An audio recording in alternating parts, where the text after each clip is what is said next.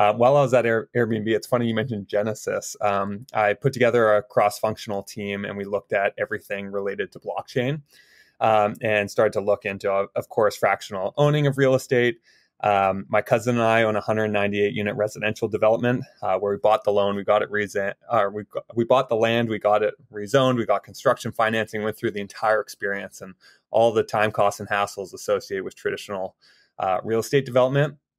And just wanted to democratize real estate, find a way that we could actually allow people to own a home for far less, and not have real estate so binary where you own or you don't own. I also saw at Airbnb firsthand how regulations were impacting home sharing. So both on the condo level, so HOAs were outlawing Airbnb, as well as on the city level. So cities were moving towards principal residents only, such as in San Francisco and Vancouver, where I am today, and Toronto, where I live full time. So I started thinking through what would true home sharing look like. And I pitched an idea to almost create like a wealth front for real estate. It's very generic. There's a lot of people doing similar things now of just fractional real estate investing. And I talked to one of the top VCs in Canada called Plaza Ventures. And the founder of Plaza Ventures asked me a ton of incredible questions, and then told me he's been thinking about this for over 5 years, and he has over $2 billion worth of real estate in his pipeline because Plaza Ventures is the venture arm of Plaza Corp, which is, arguably the top developer in Toronto. They were ranked the highest condo developer this year. They've built $7 billion worth of condo. I coincidentally live in a Plaza Corp building, and they're just awesome. Really strong reputation, right?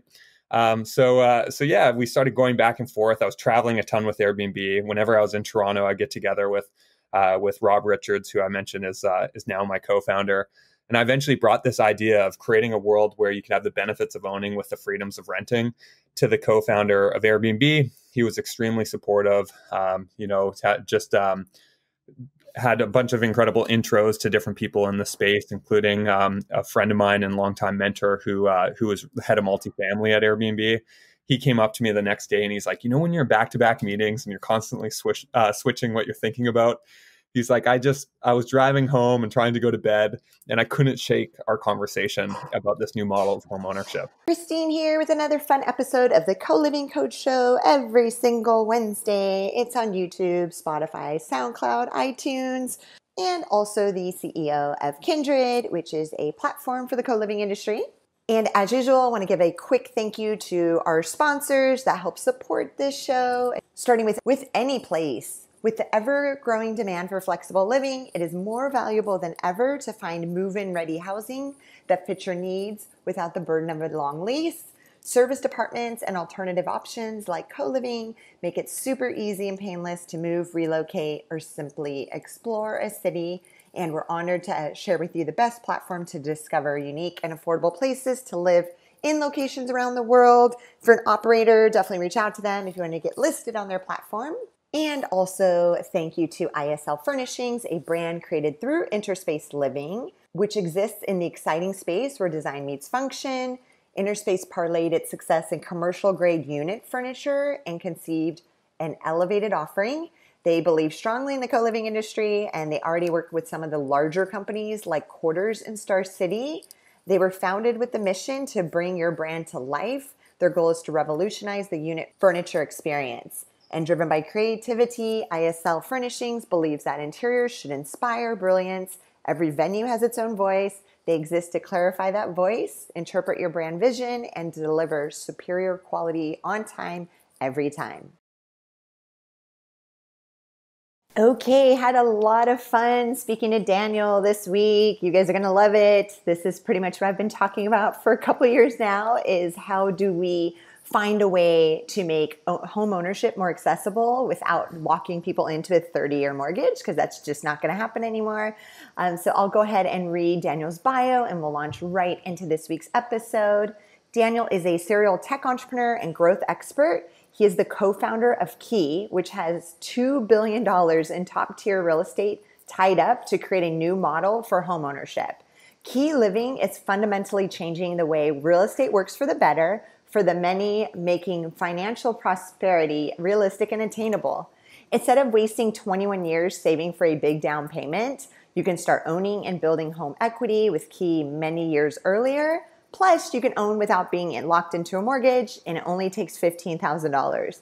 Daniel sold his two last venture-backed companies and joined Airbnb full-time, where he managed growth in their top-tier markets. He has been named Top 30 Under 30, a Canadian G20 Delegate, and while still in college, he was named the top student entrepreneur in Canada and top 3 student entrepreneurs globally by Entrepreneurs Organization. And Daniel recently spoke to 2,000 youth at We Day, directed a film series on the sharing economy, received a monthly grant from the Australian government to conduct research on the Europe sharing economy, and has traveled to over 30 countries. So again, I know you guys will love this week's episode, Daniel with Key Living. So this week, like I said, we're bringing on Daniel with Key Living. You guys, I know we've talked about fractional ownership like a million times. We were waiting for somebody to do something like that, and that's what they have done. So welcome to the show, Daniel.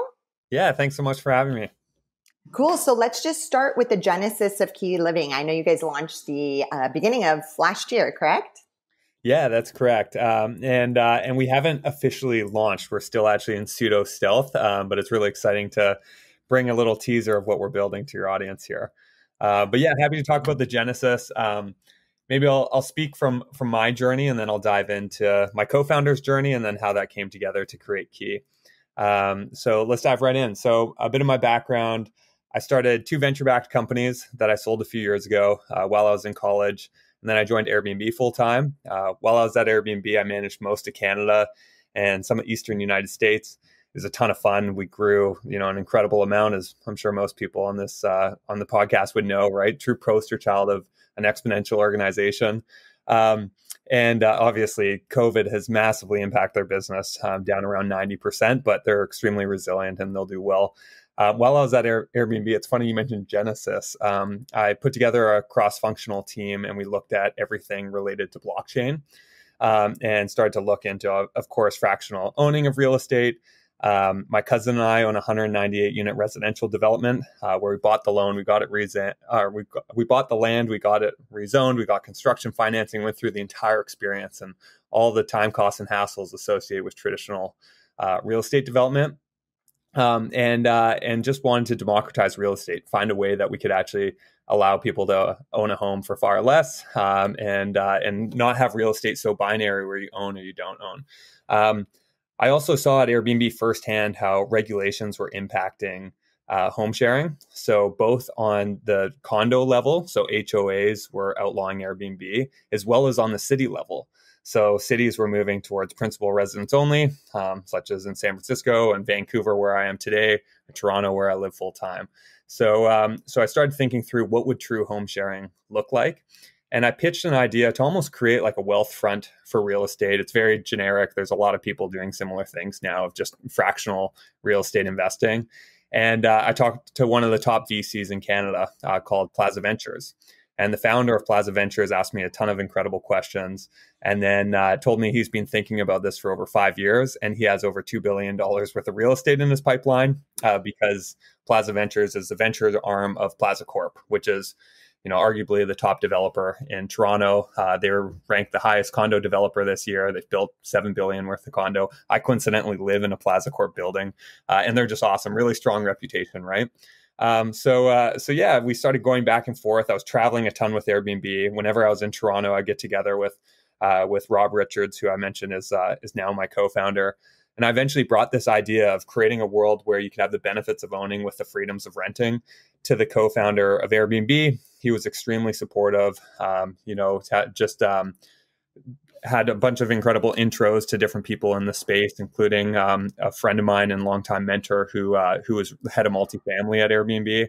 He came up to me the next day and he's like, when you're in back-to-back meetings and you're constantly switching what you're thinking about, he's like, I was driving home and trying to go to bed, and I couldn't shake our conversation about this new model of homeownership. He's like, he's like, you have to leave Airbnb. You have to do this. 3 thumbs up. And it was someone I just looked up to a ton. So I left Airbnb. My co-founder took a step back from his thriving venture practice, and we started to build out Key. So I'll dive into what Key is. It's a moonshot. but we need more moonshots coming out of Canada. What we do is we buy entire high-rise real estate developments pre-construction. So you can imagine how capital intensive that is. And then everyone who lives in one of our buildings is actually an owner. They don't own on title like traditional home ownership. Instead, they actually own equity in their suite. And the more equity in their suite that they own, the less monthly payment they make. So we now allow someone to own a home with just $15,000, and they have the benefits of owning with the freedoms of renting. They're completely month to month. So for $15,000, you're receiving a small discount on what would be a monthly rent, right? A market rent. But you can draw a linear line from a 2.5% discount to 100% discount if you owned the same amount of equity as your suite is worth. So now if you get a $5,000 bonus, you can immediately buy more equity, which is compounding in value with what the real estate market is doing.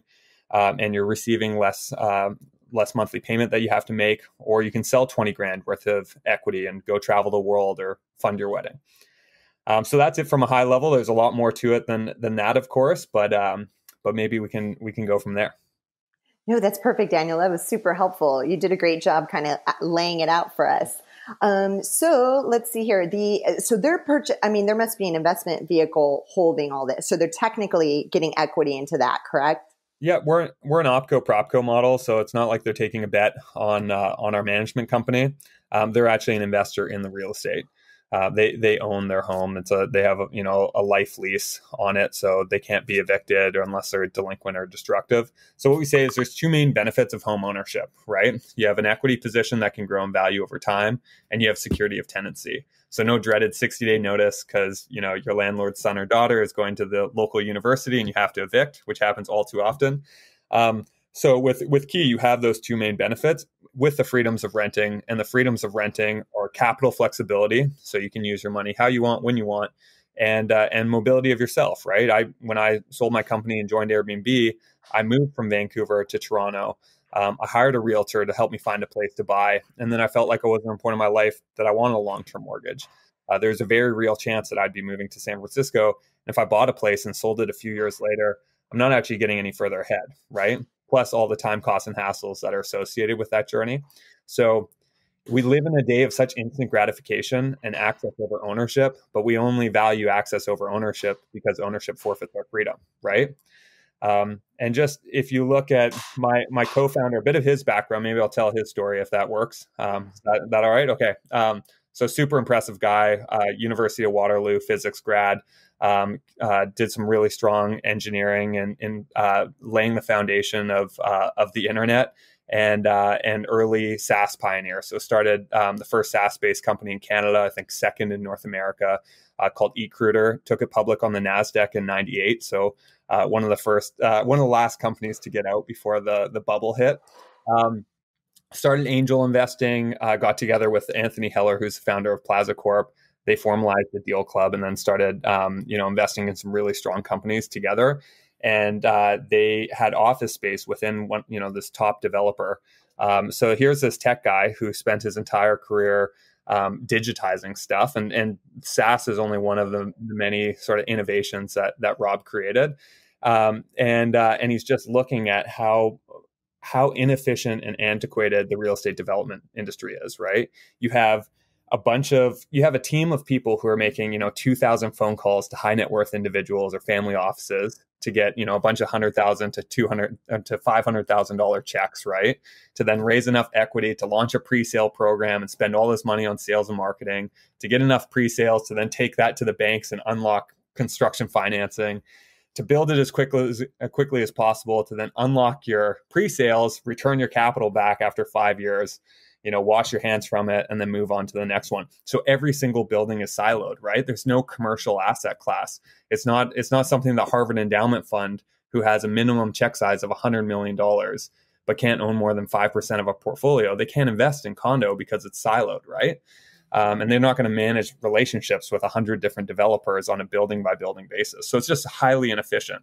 So it was the sales and marketing side. It was the fact that there's no industrial asset class, which he has deep experience with, and then it's really the straw that broke the camel's back is the fact that 10 years ago we used to sell all our inventory to owner residents. Right, for the most part, it was all people who actually lived there that were owners. Fast forward to today, we sell pretty much 0% of our inventory in Toronto to owner residents. It's 50% local investors and 50% foreign investors. It's even worse in Vancouver, where I am today, right? In Vancouver, I was talking to one major developer here. He told me directly, he said, if I sold 300 units, 295 of them are sold to China alone. Yep. So it's like the vast majority. And it's a massive money laundering challenge that doesn't need to be this way. And now we can use passive investor capital to actually supplant the need for an individual mortgage, so that people aren't in large sums of debt where they're house poor. They can have an equity position, and they can share on the upside with the passive investors that no longer are, parking money in real estate in an efficient way. So really, when Rob was just seeing on almost a daily basis the amount of press that was coming out around this generational crisis of home ownership and young people locked out of the housing market. Toronto, it's 21 years just to save up for a down deposit, down payment, 21 years. So if you graduate college, you're not getting into the housing market on average until you're about 50, mid 40s. What's the average? What's the average down payment there? The 5 to 20%. And what's the average home price again there? Yeah, it's $700K with like entry condo. We're not talking homes or tear down homes that are 1.52 million, right?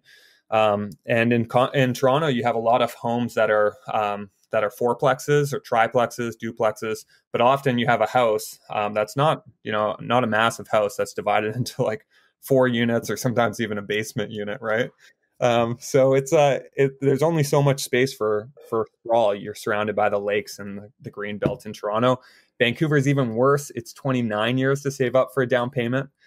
And it's just, and our income isn't going up at the same rate as housing prices. So we're getting further ahead. You're rather locked out of the market on the rental treadmill, or you're locked into a long-term mortgage where you forfeit your freedom and have to maintain a certain lifestyle to service your debt. So with Key, we're unlocking a third option, which is a new model of home ownership. And hopefully, solving this, or at least being part of the solution to solving this generational crisis.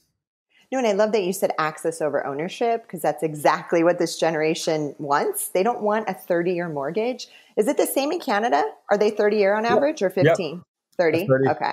Yep. Long-term mortgage, you only have like a small window of time where you can actually commit more money to paying down your mortgage, and you're refinancing or, renegotiating your terms every 5 years. So it's great. The mortgage, I don't want to, be too negative around the mortgage, because it's helped a lot of people build wealth, right? A lot of our parents and grandparents' generation have built their wealth from owning real estate and being able to have leverage. The just unfortunate truth is we have a shrinking middle class now, right? We have an entire, for the most part, generation without the support of the bank of mom and dad that are locked out, and we have this missing middle. So we're really close with realtor networks in both Canada and the U.S.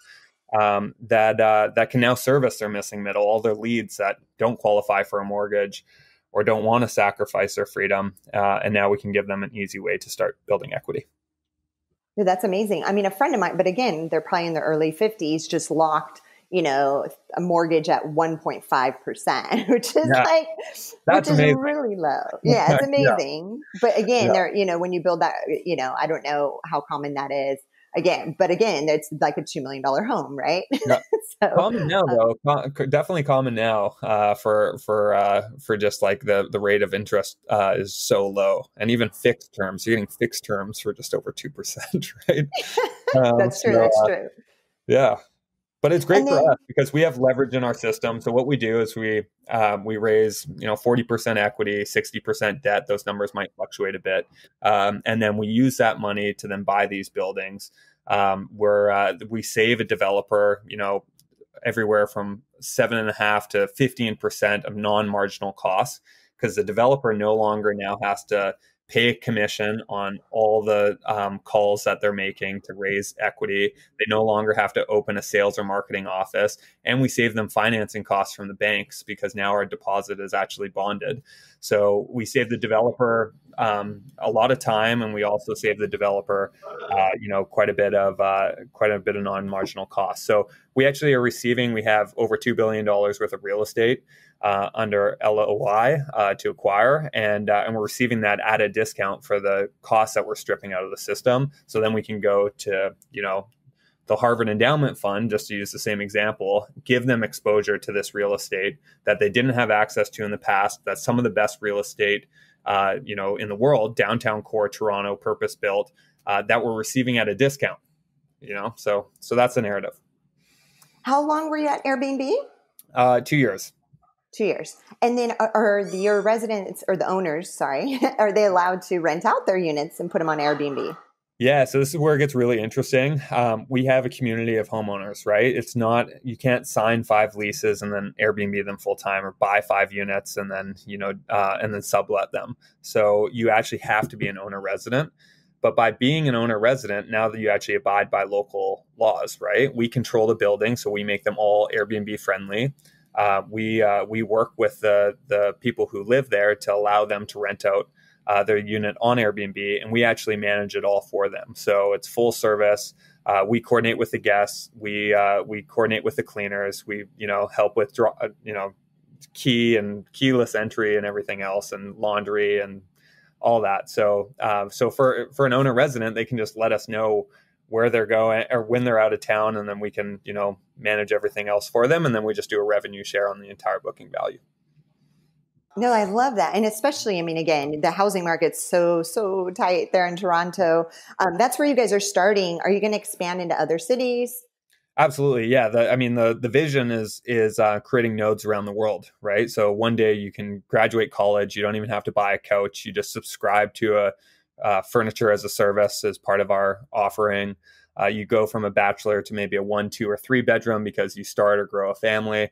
You shrink back down, and then you can move from Vancouver to Toronto to Shanghai to San Diego to Berlin without actually leaving the system. So it's not a timeshare because it's your principal residence. You own it. You actually are an investor and a homeowner. But we actually pay. We've modeled it out, and it works in our financial model to pay for professional movers to move people in, as well as move people out, regardless if they stay in our system or not.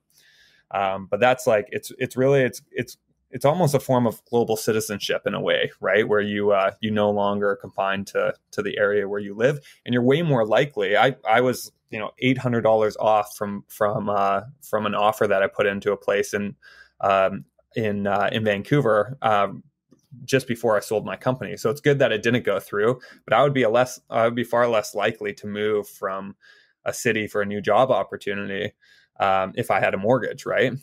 You sacrifice a bit of your freedom. You're less likely to start a business like Key, which is an absolute, swinging for the fence here. And you're not going to do as much 0 to 1 sort of innovative companies when you know that you need to hit a certain amount of capital to service your debt, right? So that's what we envision as being able to give people that freedom and hopefully allow them to travel and build equity how they want when they want. No, and I love people going for moonshots, even though I don't think it's a crazy moonshot swing for the fences.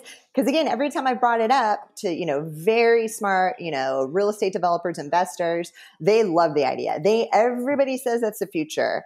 Even the large, I have friends that own some of the largest mortgage companies here in the States. I keep trying to push them. I'm like, you guys have to change your model, 25 years in business.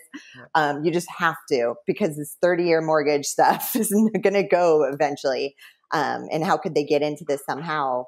And no, I know I reached out to you months ago and you're like, oh, Christine, we're in stealth. I can't come on your show yet.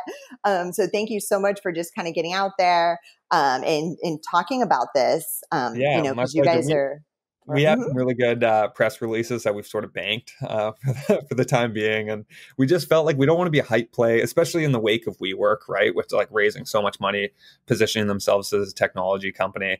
We're in real estate. We leverage technology, but we didn't want to be associated with any of that. So we're like, instead of we even had the Canadian equivalent of the New York Times, the Globe and Mail is their name, reaching out, really interested to do big, article on this being a response to COVID, and it sounded great, but we rejected them. and they said, we'll come back to you. And they said, like, the reporters, 20 years at the Globe and Mail, they've never had someone, never, especially in technology, that would ever not want the earned media. So when the timing's right, we'll come out and hopefully use any of the earned media to actually help people own a home, instead of, we have a wait list that we have way more demand than we have supply right now. Supply is our biggest challenge. And to gain supply, we have to raise, hundreds of millions of dollars. So that's our focus right now. We have 2 global investment banks that are leading our private placement, which is unprecedented for a private company in Canada, at least. So yeah, we're pretty excited about what the future holds. And one thing I should mention is we talked a lot about the fact that we're buying entire buildings, but this also works with individual suites. So we're buying blocks of inventory that's already built, that's already tenanted in different high quality condos in Toronto, so that people can own years sooner. And that's how we'll scale. So we'll go to San Diego, we'll buy individual suites, we'll start allowing people to own a home there. We can also allow people who are looking to buy a place, and we'll buy it with them. We'll actually buy it with them. They'll be in our model, almost similar to like an iBuyer type arrangement. But we're not just like buying and selling really quickly. We buy and hold. So we give long-term patient capital the opportunity to have exposure. I know it's funny, before the interview, we were talking about Vancouver and San Diego, because that's like the San Diego of Canada. And because Bosa, which is a big developer there, developed our high rises, a lot of them, and then your guys's. So the skyline looks similar. And you said you know them, right? Yeah, Daryl Bosa is a good friend. So if you want an intro, I think he'd be an incredible person to have on your show. He's done a lot of interesting technology investing as well. So let me know. Oh, definitely. That's awesome. Yeah. And then let me see what other question I had. Oh, talk about, because you're there in Toronto, Sidewalk Labs, which I was so disappointed that earlier this year they pulled the plug. What are your thoughts? Again, with your tech background, you're the perfect person to ask. Yeah, I'm a big fan of Sidewalk Labs. I think the way that it was approached wasn't the right approach. It was very like New Yorker, coming in like the 800-pound gorilla, saying like, "Hey, we're Alphabet. We're gonna change the world and just like do what we want," which is really unfortunate, because I think if it was approached differently, it would have been a wild success. I think everyone had the intent of it happening, but unfortunately, there's just not only the wrong first impression, but then also some pretty powerful people that started a lobby group called Block Sidewalk, and it was the same guy who ran Airbnb, which is the Hotel Association's anti-Airbnb lobby group. And so I've witnessed firsthand now twice how powerful they are. And they did a really good job in shifting public opinion around Sidewalk from being something that's like extremely innovative and the future of housing, and the incredible promise that it was, towards like everything that's happening with both on the tax side, so being able to tap into taxpayers' money, as well as on the privacy side. But I mean, I think Sidewalk heard the criticism, and I think they responded very, very well. And they listened, they hosted a ton of events to make sure that they're getting public opinion, and it felt like I was very confident that they're going to be able to make it work. Including, they interviewed every single VC across the country, and they launched a fund with my co-founder, with Plaza Ventures. So I don't know if you saw that, Quayside Venture Partners. So that was pretty exciting for us, knowing that we have a very close relationship with Sidewalk. It was something that we did. I bring it up because it's public information. Sidewalk was putting $10 million into a venture fund to open up a Urban Innovation Institute. So yeah, it was really exciting, and pretty disappointing to see that they weren't able to make it work, because you have 50 cities around the world that are begging for them for Alphabet and Sidewalk to come and incubate something, right? So it felt like it had all the right dynamics, and I think the main lesson there was just how they initially approached the launch. What are your thoughts? Do you have an opinion on it? Oh my God, I spoke around the world, about co-living technology. I mean, I was always, I always had like a rendering, and people are like, "What community is that?" I'm like, "Oh, it's one that's being built." And I was a massive fan of that project. So do you think they're going to jump to another city and try it again?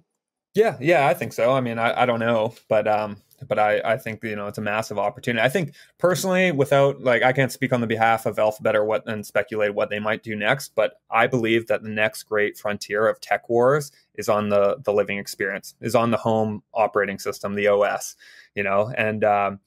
and if you like, do you want to live in Appleville or do you want to live in Googlelandia? Because it fully integrates with everything else all your other systems from Alexa, and Amazon will for sure be be there as well, right? So that's what I predict. I think that Apple is very much like wait and see, where Google has the first mover advantage, or else they almost had the first mover advantage. At least they've thought about it a lot, and they'd have a lot of intellectual capital from the thought experiment that was Sidewalk Labs. But we want to be part of that. That's what Key is. We're an operating system for a new model of home ownership, and we're starting with our own inventory. We're starting at scale, and then we can take our inventory or our technology, which we've filed 2 patents on this home ownership engine, and we can actually be a point solution for asset managers and developers. So then we can grow truly exponentially, more like a technology company than like right now we're more of like a Brookfield or Four Seasons model, right? But yeah, I think we call our operating system home ownership as a service. Just like what SaaS has done back in the day, with actually taking all the costs associated with buying your server farm and everything else. Now you can get a freemium model for companies. It makes it so much easier to start a company. We want to do the same with home ownership, where we're taking all the massive costs out of the system and then making it so much easier for people. And then on your tech stack, what's like high level? Are you guys doing IoT? Are the investors seeing, on an app, their results or anything like that? If you could dive into that a little bit. Yeah, I'm so proud of our tech team. We've been able to build a lot of really interesting things, and super customer focused and validating a lot with we have a group of people in Toronto now that like absolutely love us, even though they haven't been able to move in yet. So we're trying to imitate the experience as much as possible so that we can test what we're building. But yeah, we're building a lot. If you look at traditional home ownership, there's about 40 steps that have been mapped out by CMHC, which is a Canadian mortgage company that manages a lot of like how mortgages are handled across Canada, and we've they've mapped out 40 steps in owning a home, 8 major unknown costs, everything, all the different things that you need to consider. In our system, we have an onboarding process that's 4 steps to own a home. Super easy. It's like signing up for any website, So yeah, we have an app that makes it frictionless. It's been really interesting from a technology perspective of just like thinking through a user story where it's like, you need to allow someone to invest a minimum of 15,000, but as much as 500,000+. But then also there's like a monthly recurring cost and a monthly recurring that's optional contribution to being able to buy up or sell down your equity. So it's going to be a really fun role for Treasury because obviously we have to have cash on hand to be able to provide liquidity, right? But we don't want too much cash because that impacts returns. So just that was a long-winded answer to saying we have incredible onboarding flow. We have a dashboard where at any time you can see the real-time value of your portfolio. We use technology to calculate a real-time NAV of your suite.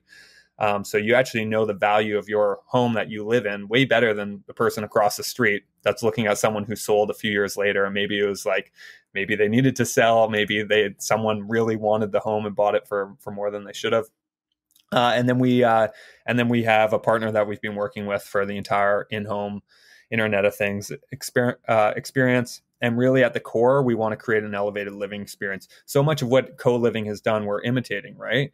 So much of what hostels have done around the world, where they're actually empowering people who are staying there to get involved in some of the property management and incentivizing them. So we're looking at all the way of not having we definitely won't have a traditional property management company, like the fact that to have 2 people who are like on their iPhones for most of the day compared to actually like having someone who has a vested interest in the community and are curating dinner events or rooftop patio yoga.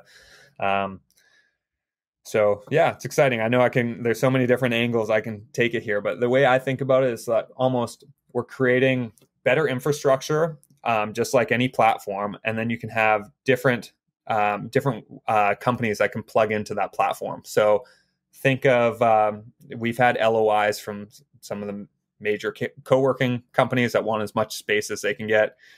Conversations with imagine Soho House or Soul Cycle or Equinox or anyone who we've had someone who expressed interest in doing like a subscription based waxing service. So if we're home ownership as a service, people buy things for price, quality, and convenience. There's nothing more convenient than your own home. So when you think about purchasing decisions, childcare, pet care, dog walking, eventually at-home healthcare, laundry services, grocery delivery, the list goes on and on and on. Last thing I'll say before before stopping for a minute is if you look at any of the major industries around the world, look at ride hailing, there's Uber. Look at short-term rentals, there's Airbnb. Any of the massive TAMs have a market leader. There is still no market leader for home ownership. There's still no home ownership as a service where you have an on-brand experience. You have some in co-housing, I'm a big fan of co-housing. I mentioned that I did the documentary series on it back in 2012. That there's still nothing where I'm a college student, I'm graduating, and I want this on-brand experience compared to just like a siloed condo. And so essentially, you guys are using REITs, correct? As like a co-equity model? It's not a REIT. It's structurally different than a REIT, but it's an easy. I think often when we have conversations, everyone's trying to put it into a bucket of the way the world currently works, right? So and it's funny because someone just pitched me some company and I was doing the same thing. I was like, oh, it's like this, it's like that. And I was like, oh, this is what people do to me full time. And now I'm doing it to someone else. But a lot of people at first, they go, oh, this is a co-op, or this is a REIT, or this is a timeshare, or a rent to own, or a lease to own, or like a HELOC, right? And in reality, it has overlap with all of those things. But at the same time, it's a unique structure. Where we have our own owner-resident agreement that replaces the Tenancy Act, traditional landlord-tenant agreement, and it's different than a mortgage. Really, it's a co-equity model. If you want to put it into a bucket, it's a co-equity model. You have passive investor capital, and you have owner-residents. Owner-residents share on the upside or potential downside with the passive investors. Got it. See, that's innovation for you, though. You're right. You can't, because you innovate, you can't put it in any buckets quite yet. I mean, just like when Uber started, remember people were like, oh my gosh, I'm going to get in a car with a stranger. They would never in a million years think you can like have your teenager use an app and get in a car with a stranger. Like yep. That must have sounded crazy back then. And that's a great example, just to jump into the Uber one, because so many investors, for the most part, and we are venture backed and we have some incredible investors behind us. We have the co-founder of the startup studio that built Tinder on our board. So we have a lot of expertise in finance, in real estate, and in tech. But I'd say a lot of the investors that I talk to, they want a point solution, right? It's so common. We just want like a SaaS-based platform that we can go to property managers or asset managers and charge per listing per month and then like grow exponentially out of the gates. One thing I learned at Airbnb is you have to do things that don't scale. You have to prime the pump, right? You have to go, and this is for us, we have to own the real estate to actually allow other people to own it. But with Uber, what's really fascinating is so many investors rejected Uber because they wanted them just to be a point solution for taxis. Instead of having strangers that are driving black cars around, have just like license your software, just like do a cab per month, right? But point solutions, I know are easier. They're great for like being able to grow at 10% week over week. But point solutions aren't moonshots, and I know that you said that you don't think this is a moonshot in the sense that it's so hard that people won't want it. I agree. Like we have developers who love us that want to bring us we have the largest developer in London that wants to help us scale to London. We have one of the, strongest family groups in India that wants to help us scale to India. We have someone who owns part of the fifth ring of Beijing that wants us to like build an entire complex there. So I agree to the sense that it's not a moonshot because like, we don't know if people will like this or not, but it is a moonshot in the sense that we are creating a platform, and it's a pretty audacious platform to own the living experience. And I think like Uber thought about it the right way. They're like, we're going to be the platform for transportation, right? We're not going to be a point solution for cabs. So that's the same thing that we're doing for homeownership. No, and I love that you said do things that don't scale in the beginning, because I don't think enough people know to do that. And I mean, Airbnb is one of my favorite companies. Brian's amazing, and it's like, I mean, he was going into houses and he was taking the photos himself in the beginning. Exactly. Remember, Yeah. that's not scaling but that's in the beginning, right? Yeah, And it's in that, the and beginning. yeah, for But sure. still, Airbnb, and obviously I'm a huge fan. I was a huge fan of Airbnb since, the very beginning when I was deep in the sharing economy and witnessing their journey. Um, but Airbnb is like such a great example because of the fact that they're most people don't know this. Airbnb stands for Air Bed and Breakfast. They you actually had to have an air mattress to be on Airbnb. So they did a trip to New York. This is when they got the camera and they started taking photos of suites. But they were, someone had wanted to rent their private room, but didn't have an air mattress. And it's like, no, you need to go out. You need to, grab an air mattress. You have to put it on top of your mattress just so that you're like, following their guidelines. And then they realized how ridiculous that is. Someone else wanted to rent their entire suite. And at first the founders were saying like, no, you can't rent your entire suite because it's air bed and breakfast. We just compromised on the air bed side of things. We at least have to have people there to serve breakfast. And then they realized just how much bigger it could be. So if you don't do things that don't scale, like so many founders that I've come across are, I do the odd angel investing as well with a group of Airbnb alumni, and you have so many founders that just want to like be behind a computer and just be working on things that are infinitely scalable. But you really, your job as a leader isn't to be like and this what Brian Chesky actually often says is this, your job isn't to like have all the ideas and be behind the computer and just like ship them. Your idea is to like be the antenna that can actually like talk to your customers and understand like what they want and where the great ideas are, and then continuously test, obviously, lean startup methodology and build from there, right? Yeah. No, and then jumping over to, I know you worked on the project. You said it was 2013, right? The Yeah, documentary? 2012. Yeah. 2012. And then so tell us a little bit about that Rainbow Mansion, which I've seen before in San Oh, nice. Francisco online, Yeah. not in person. I went to in person, which is like the world's first co-housing, project essentially. So tell us about that. Okay, yeah, cool. That's awesome because it never comes up in conversation, but it was a ton of fun. So I graduated high school in 2009. I backpacked Australia for 6 months, 2009, 2010. I couch surfed across the entire East Coast with my best friend. It was a trip of a lifetime. We were, going on surf trips with our hosts. We were going on bike trips with our neighbors.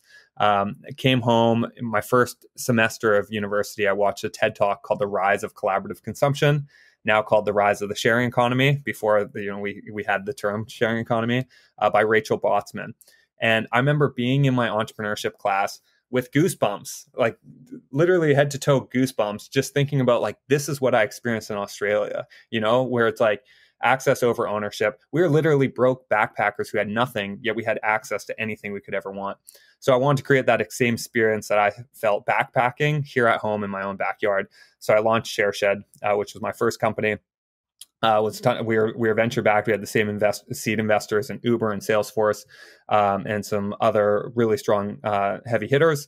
And then was trying to learn about the sharing economy because it's such a new topic. Like I said, there wasn't even a word for it. There's all these thought leaders that were trying to coin the term share, like the collaborative economy or whatever else, the access economy.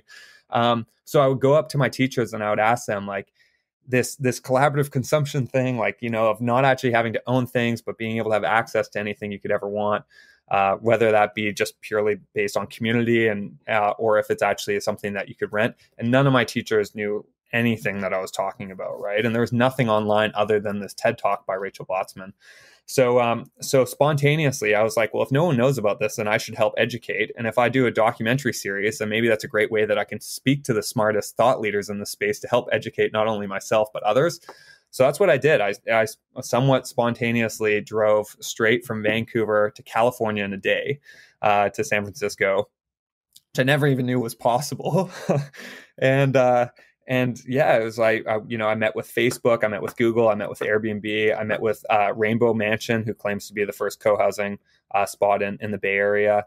I met with, what else? The Embassy, which is another co-housing spot, had a bowling alley in their house. And they would host dinners on Sunday nights that anyone was welcome. And when you register for it, it would just tell you what to bring. So they're giant potlucks. Rainbow Mansion, they launched the first satellite that was built out of a cell phone. So just like super smart people are working at NASA and all the big tech companies. I met with Neil Gornaflo from Shareable, which was an early magazine that talks about all things sharing economy.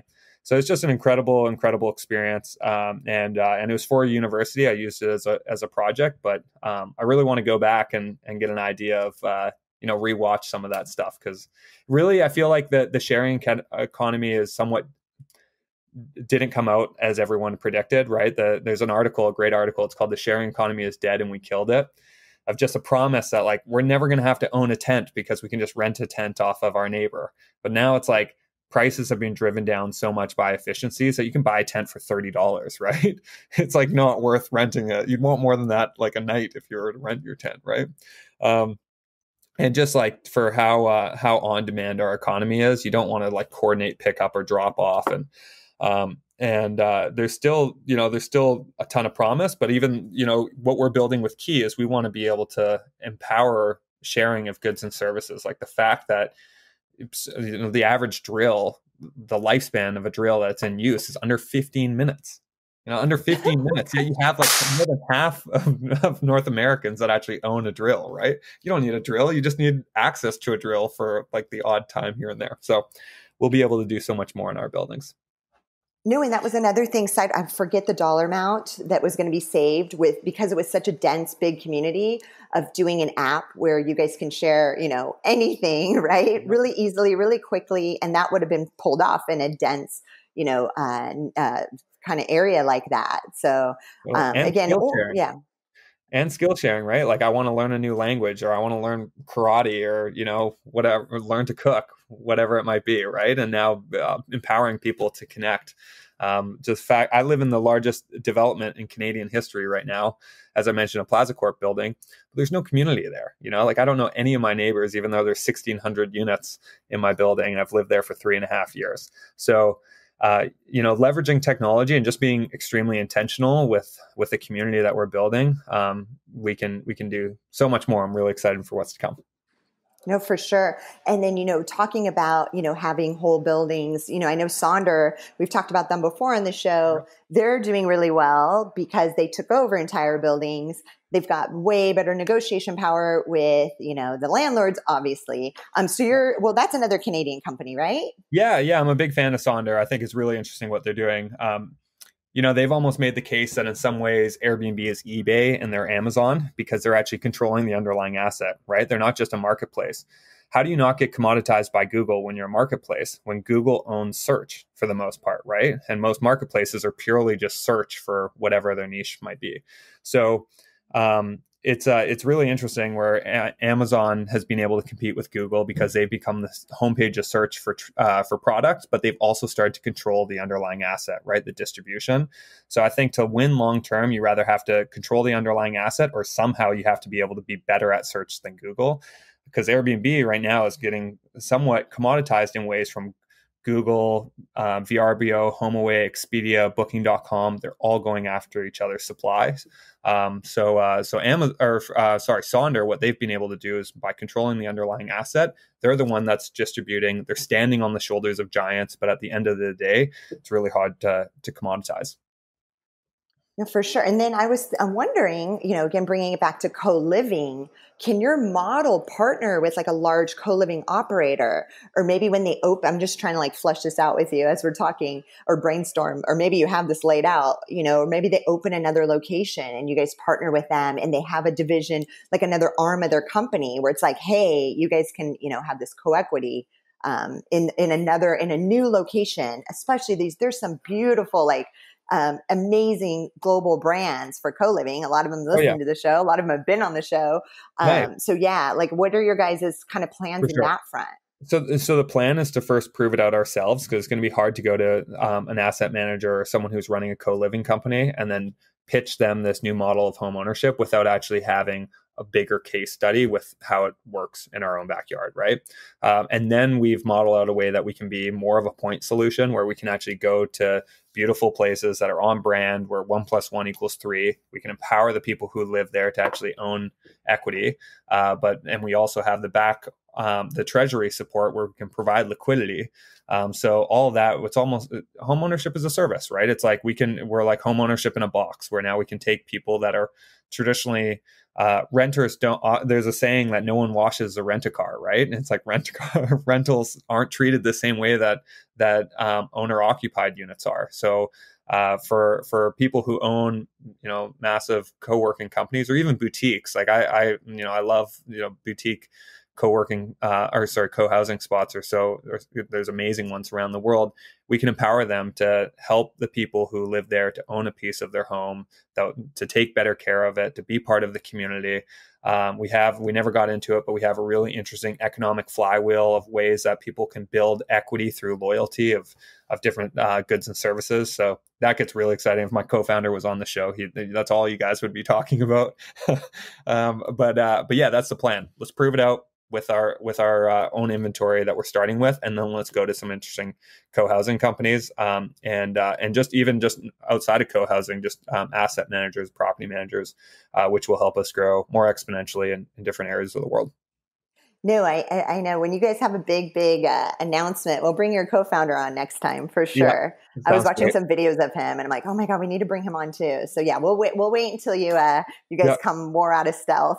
Yeah, that's great. Yeah, he has a really interesting story. I know that I've given you a bit of it, but he really loves to go deep on, the SaaS sort of foundation of SaaS and how much that's impacted the technology world overall, and how we can, imitate very much what SaaS has done to just innovation is the same thing that we can do to housing with HaaS, right? Home ownership as a service. And then, so partnering with co-living operators, the big guys, could you guys partner on existing buildings with existing residents, or is that more difficult? Yeah, no. In existing, the only thing that we can't do is when buildings are already built and sold, right? But if people are renting within their own place, and we can definitely turn that into our model. The challenge is it's very hard to find the right supply. In Canada, almost all the rental buildings were built in the 1960s or 70s. I know you have better supply in other areas of the world, like New York has beautiful purpose-built rentals. But and it's dominated by these large REITs that are doing extremely well off of them. So if you if you graduate college in Toronto, you move out, you're looking for a place to live, you have two options. You rent off of an absentee landlord for the most part. That's like, mostly overseas, like mine. You're staying in a nice condo with amenities, or else you stay in a rental, but like a rental, you probably don't want to be staying in, because they're not nice. So it's really hard for us. We can't take over entire condo buildings. We can only buy individual units. But with co-housing, there's some co-housing, projects that have done a really good job and made things interesting. Yeah. Do you know Anil? He came on the show a couple months ago. Anil with Node Living. He's also out of Toronto. Yeah. Okay. Yeah. Cool. He was in our office a while ago. So I don't know him well, but I'm a big fan of what he's doing, and he's a super nice guy. And someone else that would be really interesting to have on your show is Candace Factor. She was working with him as well with Node Living, and she runs a program where she brings on really interesting guests as well called Game Changer. So I feel like you guys would really hit it off. It should be awesome. Oh, good, because we got a request to have more females on. Yeah. It's a mover and shaker, that one for sure. Oh, I love that. And then did you research? So here in San Diego, Hard Rock built this like amazing building, and then they were condominiums. It was essentially like a hotel condominium situation where they'd get almost like a timeshare too, to be honest, like 28 days out of the year. These people spent like $350,000 up to $2 million for some of their units. So have you done much research? Like what are the differences? I was pretty involved at Airbnb.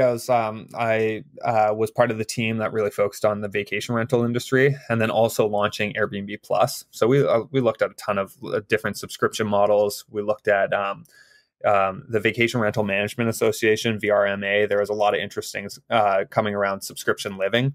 So almost like modern day timeshares, or different tiers. If you look at Amazon Prime, there's Amazon, then there's Amazon Prime. There's not really like short-term rentals, and like now there's Airbnb Plus, but there's still not like a subscription based around it. So Yeah, I think it's interesting. Unfortunately, a lot of timeshares have a pretty poor reputation of financial engineering and it not actually being the best investment, or many people that buy into it that are having a hard time getting out of it and aren't taking advantage of it. So hopefully we can position in our way that not too many people think of timeshare or different subscription models that have been more financial engineering than maybe like true value that at least the masses have been able to experience. Got it. No, that makes sense. That makes sense. No, so it's funny. Before we started, you said you had a hard stop in 20 minutes. I'm like, Daniel, Yeah, there's no way this I interview is know. going to. I know. So he was sweet enough to move his next meeting. I know we're almost clocking an hour. I have one Yeah. last question for you. Yeah, no worries. Yeah, normally I ask, what's the future, in 10 years out, 2030, where do you see co-living? But I'd rather ask you, where do you see HaaS, housing as a service? Yeah, nice. So we have 4 purpose-built buildings that are tied up in downtown Toronto. So we still have to raise the money to meet the payment schedule, but those are to be delivered between 2024 and 2027. So 10 years out, hopefully 7 years out. Might be closer to 10 because we want to take a couple of years and engage, some of the brightest minds and organizations to just reinvent what could real estate be. Space is so incredible. It creates, like, look at your background. It creates a certain atmosphere, right? And what if we could just like reinvent that and bring in like, the most creative minds. So, it's a 47-story, almost entire city block in downtown Toronto that we want to do something pretty special with. So I'd say within 10 years, hopefully we have like this incredible flagship testament to the world of what real estate could be, where we just think extremely abundantly. Hopefully it's not called homeownership as a service. This is called homeownership. And that's like, the new approach. And if you want maximum leveraged at cheap debt like we have today, that could be a better return on your investment if you buy and hold for long periods of time. But if you're actually an owner and you want a place to live with maintaining your freedom, then hopefully, right now I think 10 years is maybe a bit audacious, but I think, we could there's 50 to 100 cities around the world. We want to get to about 20 billion in Toronto, which is about 1 year supply. So I think in 10 years from now, we actually do this exercise, which I think is a good plug for anyone listening on the show, which is called a painted picture. A close mentor of mine started 1-800-GOT-JUNK. And they've scaled around the world. By far the biggest junk removal company. They've done moving now, painting. Yeah, go ahead. Yeah, I've met him. I met him. No, that's, oh, yeah. yeah. Nice. Yeah. Brian Scudamore, another good guy to have on the show. Even though it's not co-housing, but still he thinks about a lot of interesting aspects of reinventing industries. And he had a hard time building his company. He kept being like, why is nothing going to plan? And then he realized that he wasn't really following a plan. And then he wrote down a date 5 years from then and was like, what if everything was like, this is what it's going to be? Reverse engineered it to like 3 years, 1 year, quarterly, right? Just like any company should be run. So I often do a painted picture. So we actually have a full document of like the exact date of where we'll be in 10 years, the highly achievable 3-year plan, reverse engineered to what our high impact daily activities are for everyone on the team. So when we come out of our pseudo stealth, we'll definitely have a painted picture that the world can see of exactly where we're going and how we're going to get there. And it's almost in our painted picture, it very much follows sort of like Elon Musk, the way that he was thinking about, reinventing the transportation industry is like starting with a high-end car. And then from there being able to get to the point where you can provide a car for the electric vehicle for the masses at $35K, which then allows you the opportunity to move upstream and continue to do things all the way to, the Hyperloop. So we have a similar strategy. It's like where we're starting isn't necessarily where we're going. But we're pretty excited for being able to have the opportunity to continue to move upstream. I love big thinkers. It's so much fun having like optimistic, massively big thinkers going after a moonshot. Like I mean, we could talk for hours. It's so inspiring. So Thank you. Yeah. So thank you for coming on this show. I know I had to push you a little bit. I'm like, just talk about it a little bit. Just tease it out a bit. Yeah. Yeah. Such a great conversation. My email is daniel@keyliving.com if anyone wants to get in touch, or you can put me in touch with any of the people who reach out. No need for the double opt-in. I'm always happy to talk to people who are passionate about this space. Awesome. Well, thanks again for coming on. I appreciate it. Yeah, my pleasure. Enjoy the rest of your day. Thanks again. You too. All right. Bye. Thank you so much for checking out today's episode. And if you're looking for more information on co-living, you can check out our published book, The Co-Living Code, on Amazon. And be sure to go to Kindred to check out our online search and discovery platform for co-living around the world. Lastly, a quick thank you again to both of our sponsors. Anyplace makes it easy to book a flexible, furnished accommodation anywhere in the world, whether it's an apartment, co-living space, or extended stay hotel. And also Isl Furnishings. Trust your unit interiors to ISL. They bring light to your vision.